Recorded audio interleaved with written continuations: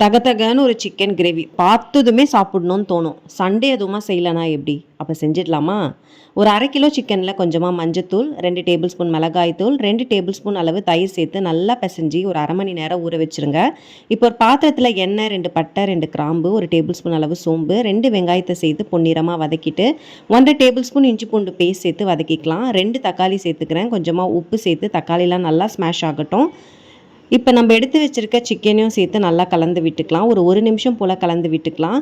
1 table spoon மிளகாய்த்தூள், 1 table spoon மல்லித்தூள், 1 table spoon அளவு மிளகு சீரகம் பவுடர் பண்ணி வச்சுருக்கேன், அதை சேர்த்துக்கலாம். 1 டேபிள் ஸ்பூன் அளவு குழம்பு மிளகாய்த்தூள் சேர்த்து நல்லா மிக்ஸ் பண்ணிக்கோங்க.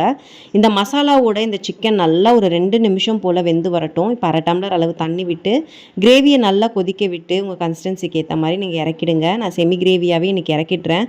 அப்படியே பாருங்களேன், தகதகன்னு மின்ற இந்த சிக்கன் கிரேவியில் கடாய் சோறு சாப்பிட்லன்னா எப்படி? கண்டிப்பாக சாப்பிடணும்.